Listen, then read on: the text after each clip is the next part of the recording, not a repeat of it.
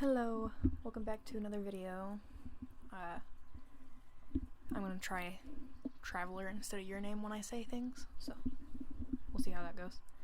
Today we're reading Corrupt. It's a Chisaki X-Reader fanfiction. Chapter 17, Leave Behind. You never thought you'd awake and wonder where you were when you'd been sleeping in your own bed. Perhaps it had to do with the fact that sunlight was trickling in through the blinds that never happened in the dark underground. Or maybe you'd spent so much time in Chisaki's hideout that everything else had become foreign by comparison. Oh, you also had a gang leader sleeping right next to you, which was surely something you'd never been able to say before. Good morning, Chisaki spoke, making you blink hurriedly in response. You'd thought he was still asleep on account of his closed eyelids. He must have heard you moving. You shifted awkwardly on the bed, suddenly wary of the fact that you were pressed up against his chiseled chest, and yes, he was still almost fully unclothed. Morning, you mumbled back. Did you morning to sleep okay? I did. But you don't need to worry about me. I'm more interested in how you slept. It was good. Your cheeks flushed looking back at him now, with the morning light hitting his handsome features in just the right spots. You actually felt kind of lucky. He was, by all accounts, gorgeous, especially when he was smiling like right now. Chisaki stroked your hair and hummed. I wonder how it's possible for you to wake up looking so beautiful. That's what you wanted. What? That's what you wanted to say. You also got the feeling that he was talking you up quite a bit. But your hair felt disheveled and surely had morning crust in your eyes. Yet he was still gazing at you with such fondness, as if you were some sort of angel. He must really see me through rose-colored glasses. It was flattering, though. You didn't mind being idolized in this way. It's not like he was lying. He really did find you to be beautiful. Last night was perfect, he breathed out. I look forward to many more evenings together with you. You managed a smile. Yeah, I really liked it too. Chisaki's eyes looked like melted gold from this close-up. He ran his hand down your back, allowing it to settle into the groove by your hip. You felt him give you a tight squeeze. Now that he'd gotten over his initial hesitation, he really did love touching you. I would like to stay with you like this forever, he sighed. But we do have some things we need to get out of the way first. You said you wanted to speak with those friends of yours, no? He was actually going to allow you to do that? You'll have to explain the situation to them, he went on. I'm sure it'll put their minds at ease. And I know you'll feel better once you've done so. Am I wrong? No, you're not wrong. They must be worried, but they must be worried. They must be worried sick about you, since you'd up and disappeared so quickly. But why was Chisaki suddenly encouraging you to go to them and talk things out? He didn't seem opposed to dragging you away from your life in the first place. You looked up at him warily. Why do you want me to talk to them all of a sudden? I thought this would make you happy, since you kept mentioning that they would be worrying on your behalf. Besides, he smiled, they'll need to know that you're starting a new life elsewhere, with me. Oh, this was a goodbye. You were finally bidding farewell to the life you'd made for yourself, to your closest friends and family. You were leaving it all behind, for good, to be with Chisaki. So my future has already been decided upon, huh? I guess there's really no way to get away from him and live to tell the tale. It was strange. It was strange because you actually liked Chisaki. You felt things for him that you were sure you'd never truly felt with others before. He was enamored by you, and wanted to provide you with everything you'd ever wished for, but he didn't want to share you with anyone else. All the joy and sadness you shared with your friends and loved ones, he wanted to take it all in, to keep it all for himself. For some reason, even though you knew you'd always have him by your side, you felt incredibly lonely. I care for you, Chisaki-kun. Your eyes were filling with tears now, and you made no attempt to hide the shakiness in your tone. I really do care for you, but the thought of leaving everyone else behind makes me incredibly sad. His eyes softened. For just a moment, he looked sympathetic. I understand, my sweet. But the life I lead is not one that allows for you to go on the way you have been all this time. If I am to keep you by my side, to keep you safe, the best way is for you to come stay with me and live as I do. A slow tear rolled down your cheek. You nodded slightly.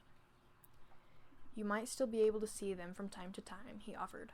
Just that we will have to plan these sort of meetings up to ensure that it is safe. It's not as though you'll never speak to them again. I understand. My life is a dangerous one. I'm doing this to protect you. I understand. Please do not be upset, traveler. An impossible request. Your family, your school, your career, the future you'd planned was slipping out of your grasp. What had you been working for so hard all this time? Was this what you were destined to do? Be Chisaki's woman? I will make you happy, I promise. Chisaki leaned in to kiss your forehead. You tried to smile, but you felt hollow inside. Now, he smiled, it's time to get up. I will arrange for Kiron and the rest to take care of moving all your belongings over to the base. You won't have to worry about losing anything of value. But you had lost something of value. Your life and your purpose. Chisaki pulled up from the bed, displaying his toned physique. You stared at him, eyes vacant. Was it truly possible to obtain happiness with this man? It'd been a while since you visited your friend's apartment, but it didn't take long for your emotions to begin running rampant. Luna's place. You disappeared abruptly while she was sobbing and worried about her future with Raikou. Even now, you still had no idea if and how that had been resolved. The fact that you were so detached from your best friend's life was chilling. I won't be too long, you murmured, forcing your most convincing smile. Chisaki-kun, please stay here and wait for me. I'd like to be able to talk to her privately and explain my situation. He nodded. Of course, there's no rush. Take your time, my dear. He glanced back over your shoulder before scurrying up the stairs. At least he was allowing you this much. If this was truly a farewell, you wouldn't be able to see your friends again until God knows when. You wanted to do this properly. You knocked on the door, unknowingly holding your breath. There was no response. You felt your heart sink. Obviously, there was no guarantee she'd even be home right now. You thought of not even being able to say goodbyes made your heart ache uncontrollably. It was too painful. You didn't want to think of it. To know that the last conversation you'd ever had with her was when she'd been sobbing over the phone, and you hadn't even made it to her side. Just as you resolved yourself to a truly shitty ending, the door opened. Your breath caught in your throat, messy black hair and dark eyes. Luna, you cried out, throwing yourself into her arms without a moment's hesitation. You were squeezing the very life out of her as you knew it. You hadn't even looked up to properly see her expression yet. Traveler? Your name sounded foreign on her tongue, almost as though she had forgotten how to say it. When you pulled your head away from the crook of her neck, you could see that her eyes were brimming with tears. What's going on here? A familiar voice called out. You heaved a sigh of relief when Raikou scampered in from the back of the room, where they were still okay. His eyes widened into saucers when they fell upon your frame. Jesus, traveler, are you? She's safe, Luna gasped, hugging you back with unbridled force. Oh God, you're actually okay. She pulled away suddenly, scanning you down from head to toe. Your cheeks were gritted from the tears. Are you actually okay? I'm fine, you smiled, wiping away your own misty eyes. Everything's fine. I'm not hurt. You wanted to apologize for disappearing when she needed you the most, but Luna couldn't seem to care less about that right now. She glanced back to Raikou, who had wrapped you in a hug of his own, breathless and shaky. They were really pale, the both of them. It also seemed like they'd lost a bit of weight, in spite of the fact that you hadn't been gone much longer than a week. They must have been worried sick because of me. Luna lightly slapped her cheeks and shook her head, trying to stop herself from crying anymore. She stared back at you with furrowed brows and red temples. Where have you been all this time? Do you have any idea how worried we've been? When you didn't show up that night, I thought maybe you were dealing with problems of your own, but then you stopped answering me. The very next day, too, I called Raikou and we both went to your place, but no one answered. We thought maybe you'd gotten homesick and taken the train to be with your family, but when we called, they told us you weren't there either, and they were losing their minds over it. We even went to the police and filed a missing persons claim. They said in instances that like these, you might have been stressed over school and taken a sudden trip to clear your head. But then I remembered the whole mess with your secret admirer, and Luna, you placed a finger over her rosy lips, shushing her with a smile. It's okay, I've been safe. Are my parents, are they in town? They've been staying at a hotel, she sputtered. But that's besides the good. If they're here, can you please promise to tell them that I'm safe? I can't stand the thought of not getting any sleep because of them not getting any sleep because of me. Can I? Luna swallowed, wiping away the last of her tears with a stiff jaw. She stared back at you solemnly. What are you talking about? Why would you not go and see them yourselves? And you still haven't told me where you've been this whole time. She's been staying with me. Your blood ran cold. Why? Even though you told him to wait downstairs for you. Chisaki had slunk up the steps, making his way to stand by you. Luna and Raikou were staring up at him with confused yet horrified expressions. The girl's nails were digging into the doorframe. Who's that? Luna muttered. She inhaled sharply, speaking up with more strength. Traveler, who is that? What's going on here? You placed yourself in between her and Chisaki, heart threatening to burst out of your ribcage. Luna, it's okay. Please don't. What the literal fuck is going on here? Someone tell me before I lose my shit. She was baring her teeth at the tall man and looked just about ready to hurl herself at him. That couldn't happen. If she so much as tried it, you knew how quickly her body would shatter into bits. Chisaki remained composed, even managed a small smile. Since he hadn't taken his mask when you'd left the hideout, there was a very clear view of his face. They'd seen his face in full now. They knew what he looked like. Already, they knew too much. Rest assured, Chisaki started calmly, that Traveler is being well taken care of. She's been living with me, and I've been doing my best to ensure that she leads a comfortable life. Not a single hair on her head has been harmed, nor do I have any intention of doing so. I care for her a great deal. I hope you can relax knowing she's in good hands. Luna glanced back towards Raikou, who was much more stony-faced and quiet. Then she looked to you, as if seeking some sort of sign that what Chisaki was saying was true, as if you weren't a prisoner. This is fucked up, Luna rasped, and Chisaki cringed at her continuous usage of crude language. I'm not an idiot, you know. She narrowed her dark eyes at him. I know that you're the creep that's been sending her those gifts all this time. You're her secret admirer. The fact that weird shit started happening all at once and then she shows up to my door saying she's safe and living with you, it's disgusting, is what it is. You kidnapped her, didn't you? You bit down on your bottom lip so hard you nearly drew blood. She had to stop. She was throwing out accusations and treating him with too much hostility. If she didn't stop, Chisaki would lose his patience and hurt her. How can I even explain this to her? He did kidnap me, but I've also begun to feel things that I never have with anyone else. God, am I just messed up, or what? Seriously, what's wrong with me? Traveler is staying with me on her own volition, Chisaki answered calmly. We are involved in a romantic relationship. That you forced on her. That is untrue. Don't tell me what's untrue, you fucking... Luna, you cried out, more loudly than you anticipated. You drew in a breath to compose yourself and smiled. It's okay, I swear. Everything's okay. It's true. He's never hurt me, and he treats me kindly. I've been living with him all this time. I'm really sorry for the abrupt disappearance, but something went wrong with my phone and I never got around to changing it.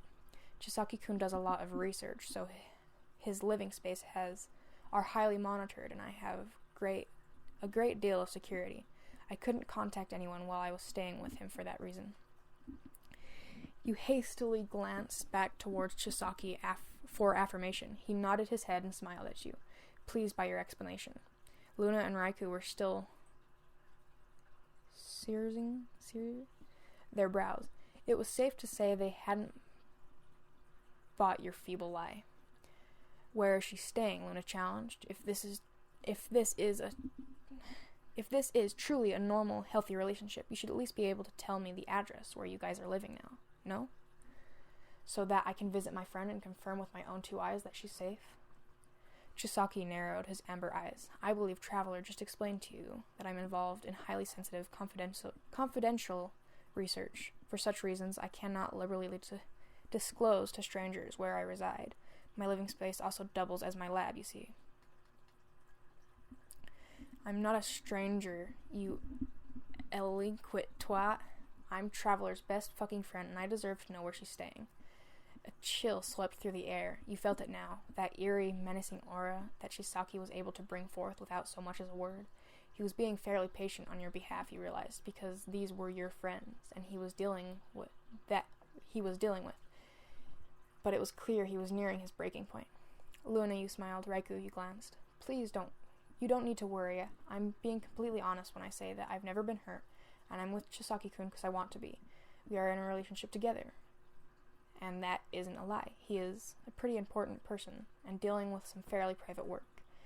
And that's really the only reason I can't reveal where I'm staying to you guys. Everything is perfectly normal. We're just together. That's all. Everything was normal. That couldn't have been far from the truth.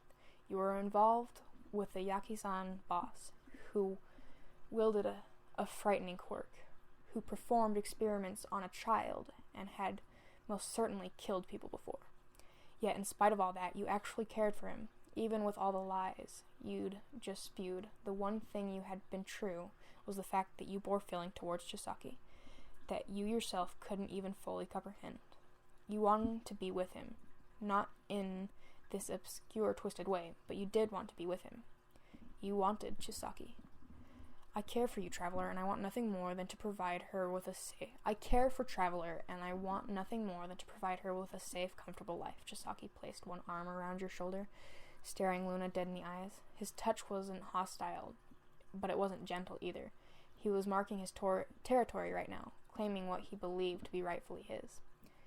Luna whimpered, "This is so... I brought her here today since she insisted on seeing you no matter what. As I mentioned before, my work is highly classified, and I am not at liberty to discuss the specifics. This project I am currently involved in is becoming more and more difficult. The security measures are growing tighter as a result. Traveler will be staying with me in a secure location, but I am afraid that she won't be able to contact her friends or family for some time." "What are you...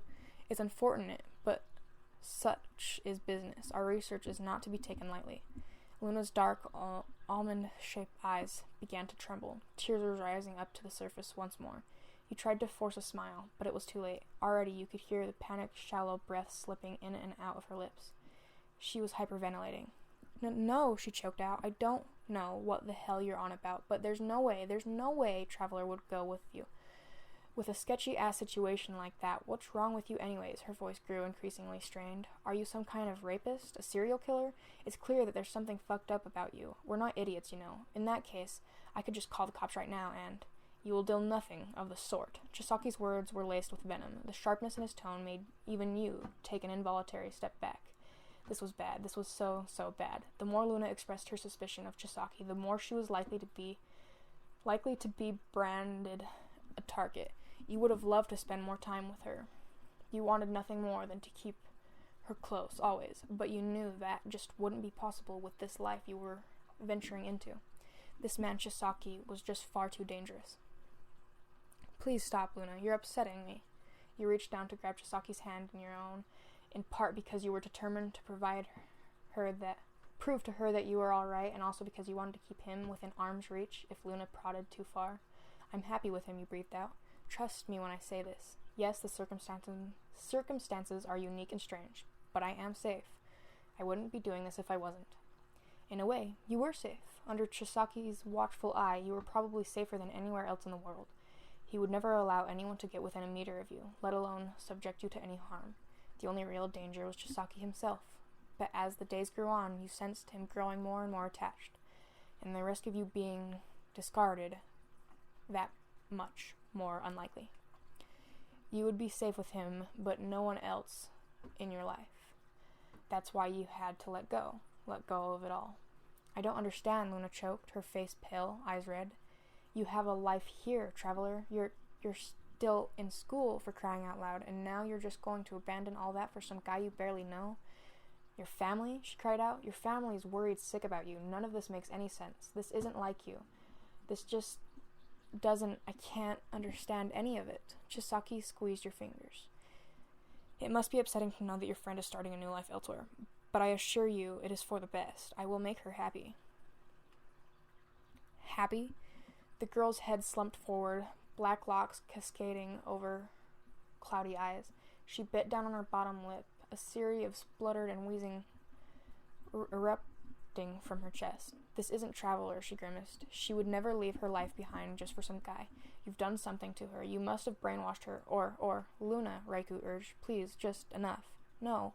What are you? It's enough, he shushed, placing a hand atop her head and smoothing the scruffy ends of her hair down. She whimpered, staring back at Chisaki with wet eyes. Despairing eyes. She glanced to you. It was almost like staring into a pair of black, soulless marbles. We'll be on our way now, Chisaki told her. Luna tried to suppress a gasp, knees buckling under her body. No? What's happening? How could this possibly happen? Don't! She lunged forward, clawing at the air. Don't take her from me. You felt the shift in energy as a pile of bricks had been slammed against your chest. The moment Chisaki was gripping your hand gently, the next he pried away from your hold, amber eyes filled with nothing but murder, as loathing as he turned back to the sobbing girl. His fingers pricked at the edge of his glove. It was all happening so fast. He was going to remove it, and Luna would. We're happy for her, a voice rasped out. You swallowed. Raikou was gripping Luna by the waist, holding her in place. He stared into Chisaki's liquid gold eyes, face pale as a sheet. We're happy for Traveler, he repeated. I'm glad she found someone who cares for her. It'll be hard, but we will wait until we can see her again. Take care of her for us, okay? Raikou, you'd been just about ready to pass out from the fright alone, but he must have known. He must have sensed the dark, murderous aura Chisaki had been projecting. He was one of your closest friends, too. It went without saying that he cared for you, but he must have realized that he simply had no choice. Provoke Chisaki and you would die. Even with how little he knew of this man, he already managed to grasp that much. He had been about to watch Luna disappear right before his eyes. Obeying and pretending like everything was okay was the safest option. The only option. What are you saying? Luna sobbed. Raikou, you can't be. Traveler, she's being taken from us, you know? You're actually going to let her go with this? I'll take care of Luna, he swallowed. We won't go to the authorities, I promise. We'll relay the message to Traveler's family. Word won't get out. We want her to be happy after all. Raikou, he winced, clapping a hand across Luna's mouth to contain her frantic sobs. You felt sick to your stomach watching it all unfold. He loved her. You could see how much he loved her, with the way he was trembling uncontrollably, desperate to keep her from incurring Chisaki's wrath. This was the only way, and so you would disappear from the world. He forced a smile, and you swore that simple gesture alone was one of the most painful things you'd ever done. Thank you so much for understanding. Goodbye, Raikou. Luna. Chisaki reached for your hand once more, leading you down the hall. Behind you, Luna's muffled sobs were reaching a frenzied peak. You felt strong gloved fingers squeeze your own. Tears were rising to your eyes now. You swallowed them down.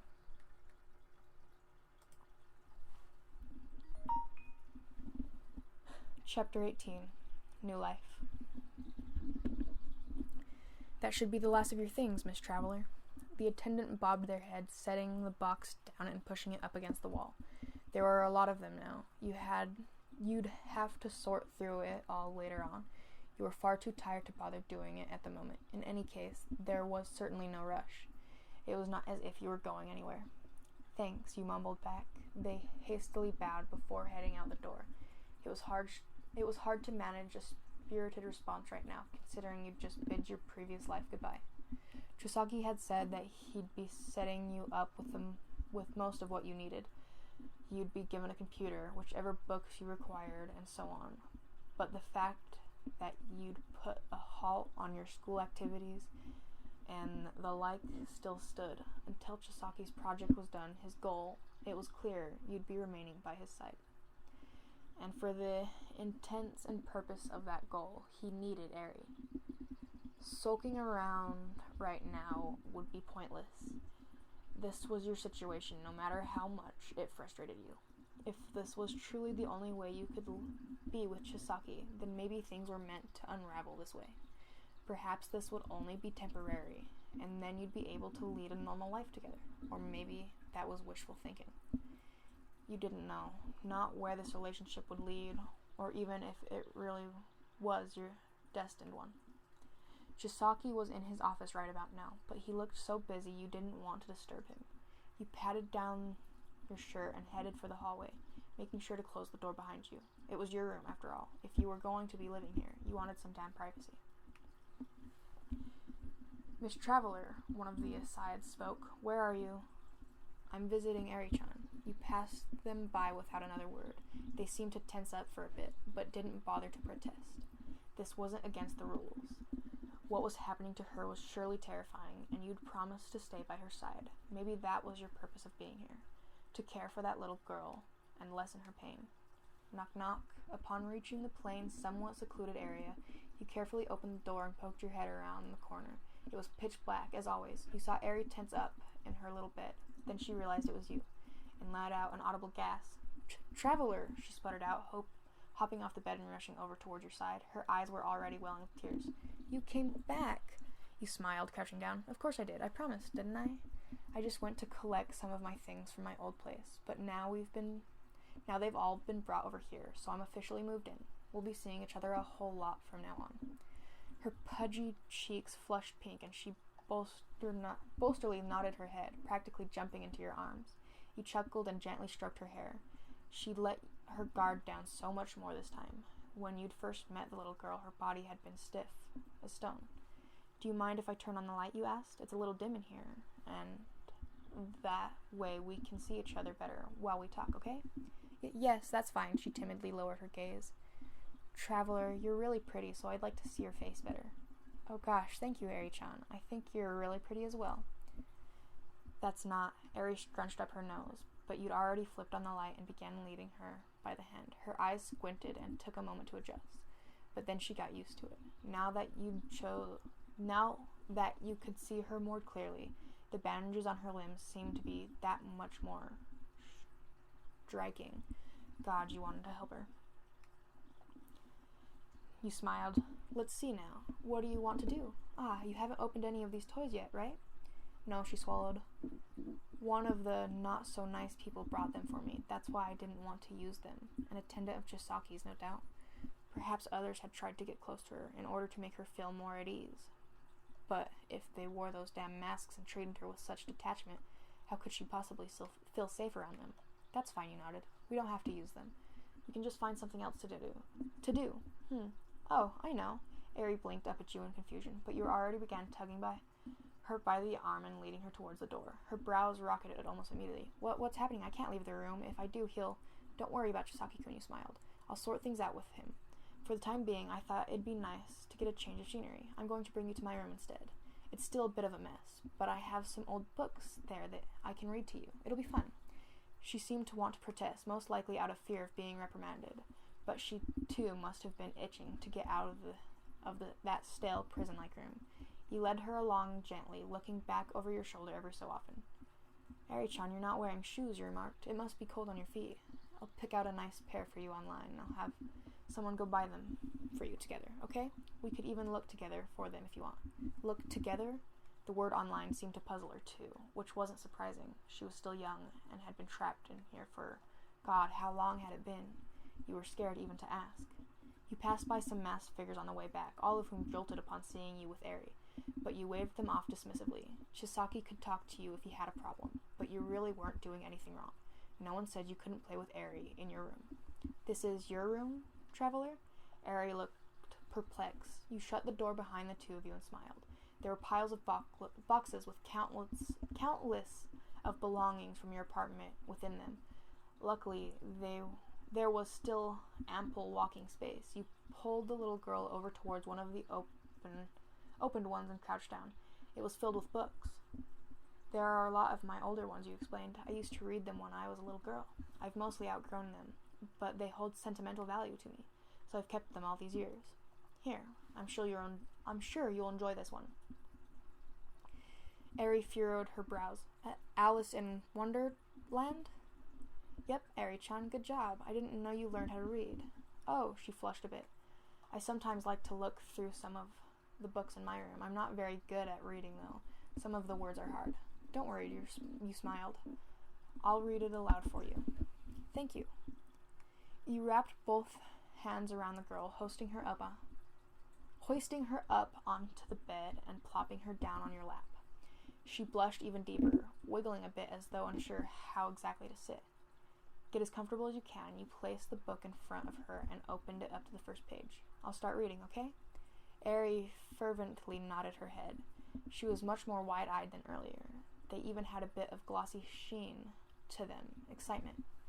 And so you begin. Chapter 1. Down the rabbit hole. Ahem, you coughed.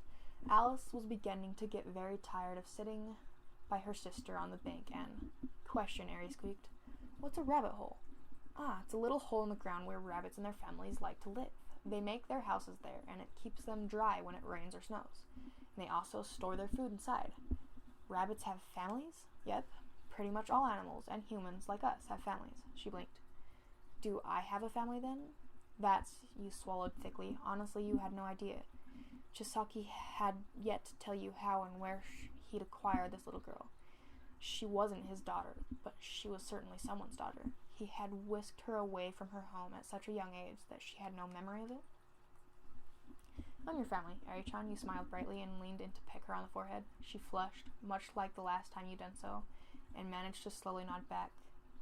Family can be related by blood, you explained, but it can also be used to describe people that care really strong for one another, and who will always have each other's backs, no matter what. You'll have my back, no matter what? No matter what, you echoed. You won't leave me? I definitely won't. I'm living here with you now, remember? Eri let out a heavy sigh, cheeks puffing and falling in one fluid motion. She managed a wobbly smile. Thank you. Everyone here, they're not nice to me, and it doesn't feel like they like me. But you're different from them, traveler. You're my favorite person ever. I feel lucky that someone like you is my family. You wanted to burst out into tears and joy and sadness alike. She was so precious and far too young to be hurting like this. You wanted what you'd said to be true. If you were truly to stay by Chisaki's side and be there for him, you wanted to be there for Eri too. I love you, Eri-chan. You wrapped your arms around her waist and gave her a tight squeeze. She bounced up on your lap and shifted your legs. You could hear her giggling when you blew a raptor into the crick of her neck. Love? She questioned. Love. It's the way families care for one another. Love, Eri said breathlessly. Then I love you too. You were glomping down on her little frame now, and the room was filled with squeals of delight and hushed laughs. The book had fallen onto the mattress. You were sure you'd get on with continuing it soon enough. But she was so warm in your arms and smelled sort of the way newborn babies did. Or maybe you were just imagining that. Having fun? Eri went rigid in your grasp. You'd been so immersed in your giggles that you hadn't noticed the door open. Chisaki was standing by, looking more passive and slightly amused. Chisaki-kun, you said his name almost ominously. Normally, you didn't mind seeing him and getting to spend time with him, but it never bode well whenever you were with Eri. Even now, you still couldn't accept the fact that he'd to perform experiments on such a small child in order to achieve his goal. I see the two of you have become rather close, his eyes crinkled, and you got the sense he was smiling behind that mask. I'm glad that seems to be the case. She's a wonderful woman, isn't she, Eri? The girl was gripping onto your shirt with trembling fingers. She was nearly deathly pale. Chisaki crooked his head to the side. I hate to interrupt, but I have to pull Eri away for now. I need her for work.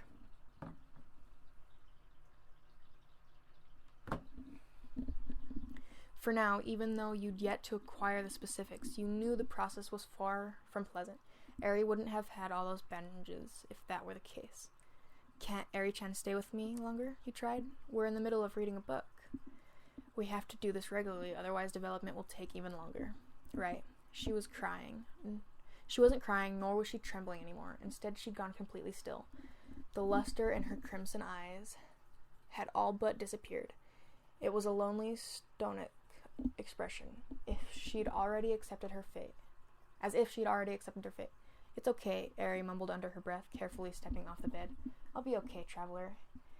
If you still want to, I would really like us to keep reading the book together, all right?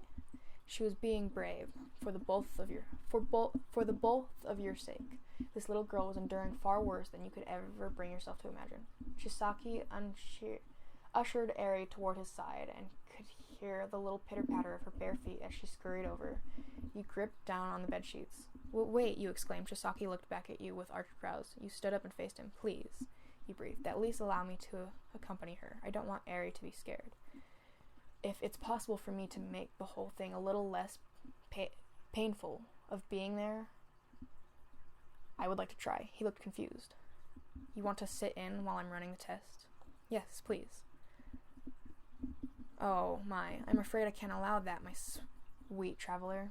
Chisaki offered you a sympathetic look. The room needs to be sterile, and we set up everything quite a bit in advance. Of course, I know full well how immaculate you are, but it could be hazardous, and frankly, a bit distracting for me. I hope you can understand. As expected, he still wanted to keep things from you, even this much. He couldn't allow you even this much. I want you to be happy, Chisaki-kun, but I hope that you understand why Eri-chan's suffering hurts me too. You looked down at the little girl, who seemed even more meek and frail when standing by Chisaki's tall, intimidating frame.